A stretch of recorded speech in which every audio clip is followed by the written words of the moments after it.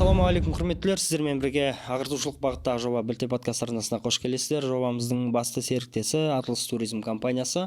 Сапалы әрі сенімді сапар Атлас туризммен бірге. Енді бүгінгі тақырыбымыз өткен сұхбаттың жалғасы, себебі тақырып өте кең, өте ауқымды. Баршаңызға түсінікті болу үшін құлшылықтың екі бағыты, екі жағы деп айттық.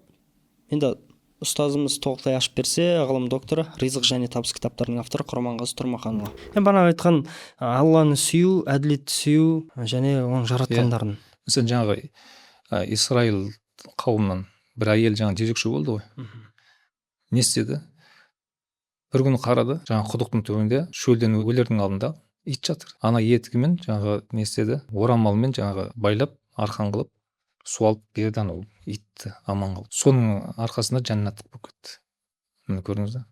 Кейбір өте бір қарапайым істер бар, сол арқылы да жәннатқа кіруге болады негізінде. Ал көбіміз не істейміз? Тахаджуд оқимыз, ораза тұтамыз. Мына жаққа күшіміз қалмай қалады. Айтқым жатқан, мен ораза намазды жаман деп жатқан жоқпын, ол жөндеп түсіну керек адамдар. Талассыз нәрсе ғой бана. Иә, талассыз іс. Роза, зекет, намаз, хаж талассыз іс деді ғой. Абай атамыз. Иә. Не деді? Бастағы үшеуін дұрыстамайынша төртеуінің жемісі сен күткендей болмас деп айтты ғой. Біз жаңа шеберлікпен ихсанды айтып жатыр екенбіз. Ихсан дегенімізді жөндеп түсінейік. Ихсан деген сөз сіз арыңызбен таразылауыңыз керек қой әр істі. Яғни мен бір неде болады, мысалы кейбір істер болады, өзіме онша көңіл толмайды. Мысалы кейбір намаздарым бар, басқа бір оймен кетіп қаламын. Сөйтем дағы қайттан оқимын, сол төртеу болсын, екі рәкат болсын. Тіке құлшылықты айтып жатырмын. Иә. Кейбір істер бар, адамдармен қарым-қатынастағы тірлігіме көңілім толмайды. Оны барынша қайта істеуге тырысамын. Немесе ақысын беруге тырысамын. Мынандай болып қалыпты, мынандай болып қалыпты. Мысалы қаласаңыз, мынадай қылыңыз. Өйткені мен мына жерде бір сапасы кем болып қалды. Маған қажет не оның? Онда мен тиын тапқан не қажеті бар? Егер арыңызды жоғалтып, мысалы ар дегенде, мысалы біз өткенде сұхбаттарымызда, бастап сұхбаттарымызда айтып кеткенбіз. Жалпы адам ардан тұрады ғой, 5 нәрседен тұрады, 5 зәрулікті. 5 зәрулікті бір сұхбатымыз болды ғой. Иә. Ол не еді? Дін, ақыл, жан, ар, мал, ол мал. Осы арымды жоғалтқан кезде жалпы адамшылықтан өте зәру істі. Оны ихсан деп айтамыз. Енді жаңа айтқан қоғамда өкінішке орай ардың таразысымен мана сіз айтқандай адамның таразысы сол ары ғой, соты өзі деген сияқты ше. Сондай өлшемдер енді өкінішке орай көрінбей қалады. Біз табыс кітабында енді артық бер деп ихсан мәселесінде айтып кеткенбіз. Артық бермей дегенге келіп қалады да кейбір мысалдар қоғамда өкінішке орай. Сондықтан енді барынша Аллаға сүйікті болу деген кез келген адамның мақсаты ғой негізі ол. Соны ұстанған адам жаңа айтқан ары таза, өзінің соты өзінде, өлшемі де өзінде ғой. Тағы бір хадис айтты ғой, яғни сіздердің біріңіз өзіне жақсы көрген нәрсені бауырына да жақсы көрген. Бауыр қайсы? Ол туысқанына таныс емес бұл жерде. Абай атамыз айтқан секілді, адамзаттың бәрін сүй бауырын деп. Мәселен, сіз саудагерсіз, базарда тұрсыз. Не сатсаңыз да бәріне ортақ болуыңыз керек та. Анаған мысалы бір адамға жақсылық жасап, оның есебінен ана бір адамнан еселеп алмауыңыз керек та. Егер үйтетін болсаңыз, иман толық емес дейді. Хадис айтып тұр міне. Абай атамыздың айтып отқан сол. Жаңағы осы ана үшеуін қатырмай, бастапқы үшеуін қатырмай, төртеуімен ғана әуре боламын десеңіз, онда оның жемісі аз дейді. Яғни дүниеде де ақыретте де күн онша болмай қалуы мүмкін да, жағдайы. Қиын болып тұр. Сондықтан біз осы өте маңызды бір тақырып негізінде жұрт біле білсе де, осы ойлана білсе. Біз дүниеге келгеннен кейін қанша өмір сүрейік, ертең ана дүниеде біз зиян шегіп қалмаудың қамын жасау керек қой жалпы. Осы ол зиян шегіп қалмаудың қамы осы дүниедегі қалай қам жасаймыз, соған қарай ғой, соған қарай. Енді тағы бір сұрақ туындауы мүмкін, ол бастапқыда қойылатын сұрақ еді негізінде. Бұлардың дәлелдері бар ма деген секілді. Дәлелдері бар әрине. Дәлелдерін айтып өтейік мәселен. Бір аятта болса былай айтады: "Ақимус салата лизикри" дейді. Ақимус сала лизикри. Немесе бір хадис айтады: "Ас-сауму ли" дейді. Ораза мен үшін, мен оразаның сыйлығын мен беретін мен дейді. Сонда бұл құлшылық көрдіңіз бе? Бұл не болды? Вертикалды құлшылық. Өйткені сіз намазыңызбен, оразаңызбен ешкімге пайда бермейсіз, отбасыңызға да пайда бермейсіз. Солай ғой, иә? Ақимус сала лизикри. Немесе намазды өте мен еске алу үшін дейді. Бұлар тек құлшылықтың дәлелдері. Немесе жаңа айтып өткен сияқты уалиллахи аля наси хиджул байт. Адамзатқа кейбір шамасы келетіндерге, шамасы келмейтіндерге емес. Шамасы келетіндерге Алла тағала парыз етті. Өмірінде бір рет жаңағы хаж құлшылығын орындап өту менің хақым деп тұр ғой алла тағала. бұл да не болады? Тік құлшылықтың дәлелдері, көріністері. Енді осы аят хадистер тік құлшылықтың дәлелдері, көріністері деп айтсақ болады. Солай ғой. Ал енді көлденең құлшылықтар ше, оның дәлелдері өте көп қой. Жаңа айтып кеткен абай атамыздың біраз сөздері, аят хадистер, данышпан сөздері, мәселен, Аллаға ең сүйікті қыл. Көпке пайдалы. Мәселен, жаңа айтты ғой. Мәселен, не де? Міскіндерге, тұтқындарға, жетімдерге жақсы көре тұрды деп айтады. Нені жақсы көреді деген кезде тәфсірлеушілер не деді? Сол тамақты өзі жеуді жақсы көре тұрды деп айтады. Ол да жақсы. Енді тағы бір мағына шығарайық осы аяттан. Алланы жақсы көре тұрған түрде не істейді? Өзі жақсы көріп тұрған тағамды басқаларға өзінен көрі одан да мұқтаж адамдарға ұсынады дейді да. Міне көрдіңіз бе? Қаншама ерік бар да бұл жерде. Яғни Алланы жақсы көрген түрде көрсетіп жатыр. Аля хуббихи, жақсы көре тұрып, яғни ол Алланы жақсы көре тұрып, сол өлшем да бұл, сол өлшем. Қалай? Басқаша түрде емес, ана адамға мейірім етеді. Мейірім етсің, бірақ қандай есепке? Алланың есебіне ме жоқ, басқа бір есепке ме? Мысалы, сондай да болады. Дұрыс өлшемге кірмей қалады да. Мәселен, жаны ашығандықтан. Жаны ашыған қандай жаны ашу? Өйткені жаны ашырлық деген түрлі болады. Жаны ашу өзі заңды жаны ашу ма, жоқ, заңсыз жаны ашу ма? Мысалы, қандай заңсыз жаны ашу деген сөз? Мысалы, бір адам лайықты емес те бір нәрсеге. Лайықты емес. Сондықтан жанашырлықтан бердім дейді. Қалай жанашырлық? Адам жұмыс жасауға әбден күші жетеді. Бірақ қайыр сұрап жүрді бір жігіт. Ауру емес. Міне көрдіңіз бе? Жаны ашыған кезде сен бер, ол сенің берген нәрсең, оған қармақ берсейші. Балық емес. Күнде балық бере бересің ба сен? Жалқау боласың ғой адамда. Құрал берді, сен бұдан кейін көрмейтін болайын. Хадисте келеді осы сөйтіп. Бір жаңағы көмек сұрап келеді, саған көмек сұрады, мен осы тиын тебен береді да, сен базарға барып жаңағы несі кетпен ал дейді осымен. Сосын кейін өзің жұмыс жаса. Сол секілді болу керек та, жанашырлық деген шексіз болмау керек та, мысалы. Немесе жаңағы оқу несінде көп көрініс береді, жанашырлықпен ана студентті стипендия ала берсін құтқардың дейді да, бағасын көтеріп беріп. Ай сен басқа бір лайықта студенттің жолын жауып жатсың ғой, мәселен, ол жерде. Осы соны айтып жатырмыз ғой, жалпы жанашырлықтың өзі бір өлшемдермен болу керек деп жатырмыз да. Шатасып кетпес үшін ертеңгі күні.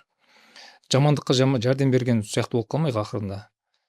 Және де бір аят айтады: инна солата танха анил фахша уал мункар ва ла зикруллахи акбар. Не дейді? Шынында да намаз қандай еді? Құлшылықтан, вертикалды. Танха анил фахша уал мункар. Арсыздықтан, жамандықтан тыяды деді. Міне. Көлденең құлшылыққа зиян келтіретін арсыздық бір жамандықтар бар ғой. Солардан тияды екен, содан кейін барып біз көлденең құлшылығымыз сол кезде оңалады да, түзеледі. Сонда осы аяттың өзі екі құлшылықты бірдей көрсетіп тұр, бір аяттың ішінде сыйып тұр. Жалпы бірін-бірін толықтырады, бір-бірін. Ол мысалы былай болмау керек та, ертең осы сұхбат естіп алып, бүкіл күштерін намазды тоқтатып, оразаны тоқтатып, Алламен қарым-қатынасын тоқтатып, ол әдеттен бүтіндей бас тартып, жаңағы көлденең құлшылыққа ғана кетіп қалмау керек, баланс ұстау керек. Біз бағанағы алдыңғы сұхбатта баланс туралы айтып кеткенбіз, яғни Зарият сүресі шатыспасақ, Рахман сүресі ме еді? Ол Рахман сүресінде 9-шы аятында болады. Таразын кейін Зарият сүресінде айтып кеттік. Ол деді, не деді? Адамзатты құлшылық үшін жараттым деген кезде, бұл екі түрде құлшылықты. Тек намаз ғана секілді, ораза секілді қылатын болсаң, онда сіз не істеуіңіз керек? Әр күні ораза тұтуыңыз керек болып қалады. Осы аяттың талап ететін сол. Солай түсінген жағдайда. Онда 24 сағатыңыздың көбісі, бәрі деп айтпай қой, мүмкін емес болып қалар. Көбісі, ұйқыдан бөлек көбісі, сіз жұмыс кезінде де намаз қылып тұруыңыз керек та. Ана жақта адам өлім мен тіріліктің арасында арпалысып жататын болса, сіз намаз қылып, хирург болып намаз оқып отырасыз да. Ана адамды ем жасамай. Таразға бару керек болатын болса, бармайды онда. Машина үйде тұрады. Онда әр 100 километр сайын намаз оқып сен. Сонда адамдар наразы болады да. Түсінген не істейді? Наразы болып ол адамға отырмайды. Түсінген ол адам не істейді? Бұл жұмыстан мен ақша таппайды екен деп жұмысынан қағылады. Міне көрдіңіз бе? Бір қоғамда осындай бір түсінбеушіліктің кесірінен дүниесі, өмірі сапасыз болып жатқан адамдар бар да. Ол неден деген кезде ол Алла емес, ол жаманшылықты берген. Ол адам білместіктен болды. Біз өткен сұхбатымыз айттық, жақсылықтың басы өзі білуден. Оны Абай айтамыз былай айтып кетті ғой, жаңағы ғылым таппай мақтанба деп кетті. Мақтанбай ақ қой, сен өйткені ғылым тапқан жоқсың, білім тапқан жоқсың. Немесе дүниеде өзі, малды өзі ғылымға көңіл берсеңіз, Сонда 5 асыл іс көнсеңіз деп айтады бір өлеңде, иә. 5 асыл іс дегеніміз не? Ол асыл іс дегеніміз өзі білім. Әр нәрсенің өзі асылы өзі білімге келіп тіреледі негізінде. Ал білімнің асылы не деген кезде көңіл екен да. Көңіліңіз соған ауатын болса, білімін аласыз сол нәрсені. Көңіліңіз аумаса, қанша бір ресурстарды әкеп қойыңыз, толтырып үйдің ішінде. Ол көңіл аумаған нәрсені істемейді адам. Және де бір аят хадистер бар, осы жерін адамдар ой салып жіберейік енді. Жаңа біз дәлелдердің көріністерін айтып жатырмыз ғой. Иә. Өзіміз шығарған жоқпыз, қайталап айтайық. Мысалы, пайғамбарымыз былай айтады да бір хадисінде. Жер беті басқа пайғамбарларға берілмеген сияқты, бүкіл жер беті маған мешіт қылынды дейді да. Масжид, жуалият арду масжидан деп айтады. Яғни мешіт деген сөз қалай енді? Мешіт деген сөз жоғалтпай, масжид деген сөз. Масжид деген сөз саджада деген сөзден шығады. Сәжде.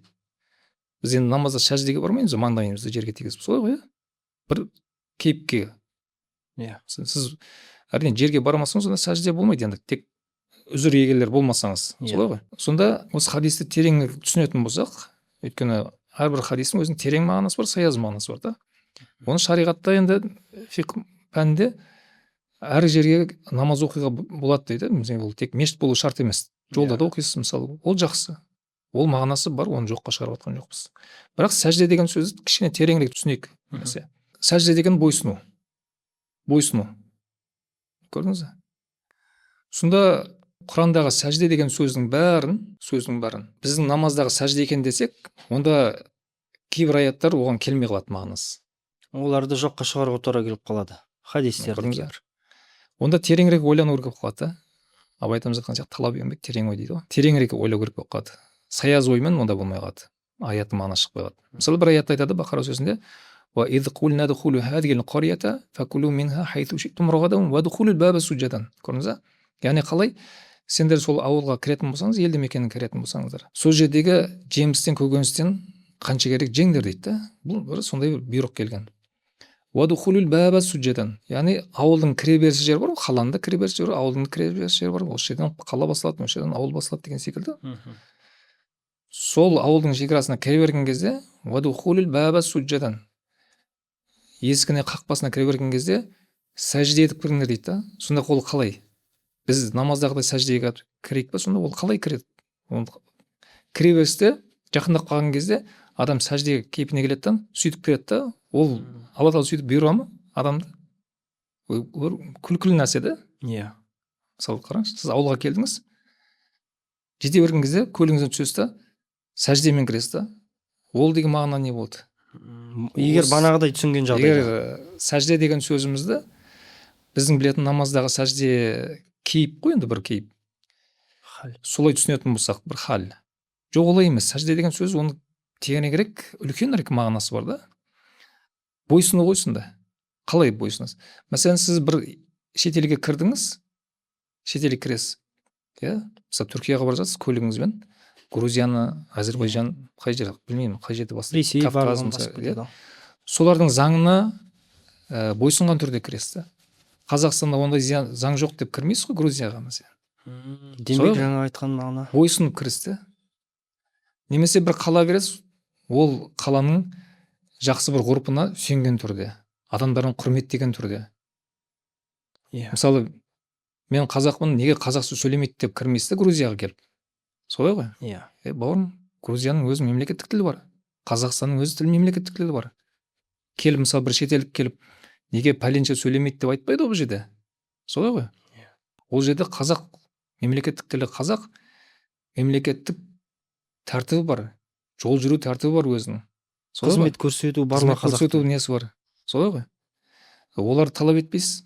Ол жақта заң бөлек. Сол заңға не істейді?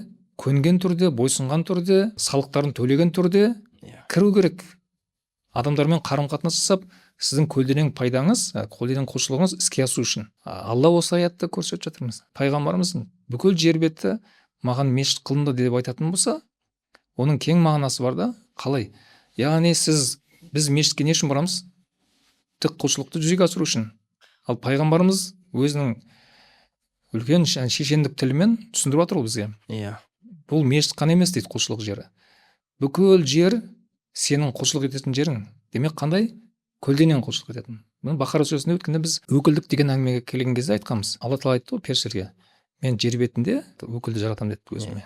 Сонда жер бетінде деген сөзді алып қарайықшы. Жер бетінде деген сөз не болады? Сонда біздің көлденең құлшылығымыз, өйткені өкілдік деген көбінесе көлденең құлшылықпен байланысты. Жер бетінде көріну керек екен да. Сонда жер бетіндегі деген сөз өзімізбен қатар мал болсын, адам болсын, тіршілік, ауа болсын, орман болсын деген секілді. Соны лайламаймыз, былғамаймыз, өртемейміз, қоқыс тастамаймыз, адамдарға зиян бермейміз. Жер бетінде деген сөзден шығарып жатырмыз да осы. Мағынасы кең. Инни жаилун фил ард халифа. Жер бетінде деген сөзден біз осы мағынаны шығарып жатырмыз. Көлденең құлшылықты шығарып жатырмыз. Енді бір аятта тағы да осымен сұхбатымызды аяқтасақ болады. Аннал арда яритуха ибадия ас-салихун. Сонда не дейді? Жер бетіне мұрагер болып қалатын біздің салих құлдарымыз деді. Қалай? Жер бетін мал шаруашылыққа айналдыратын, аграрлық елге айналдыратын, жер бетін суды тазартатын, абаттандыратын, жаңағыдай барлық адамзатқа басқа нәрселерге де қолайлы ететін құлдарыма қалдырамыз деді. Ол қандай ұлт болсын, дәл қазір қандай дінде болсын. Иә. Өйткені көлденең құлшылықта қалай кім жақсы түрде көрінді, кім өте пайдалы түрде көрінді, Алла тағала соған жерді қалдырады екен. Сондықтан біз тек өзіміздің тік орындап жүрген құлшылығымыз ғана сеніп қалмайық. Ертең осы Қазақстан жеріне біз мұрагер болып тұрамыз десек, онда көбінесе жаңағы егін егумен, мал бағумен, жерді тыңайтумен, ғылыммен, абаттандырумен, адамдарға, басқаларға жағдай жасаумен әуреленуіміз керек екен, көп. Алла тағала соған қалдырады екен.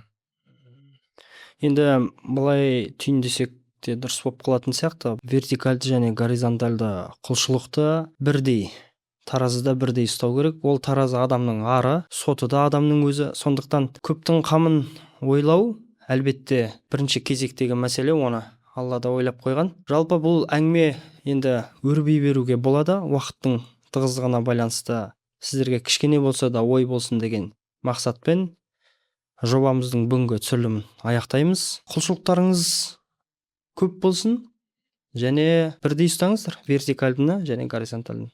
Баршаңызға пайдалы болсын. Сау саламат болыңыздар.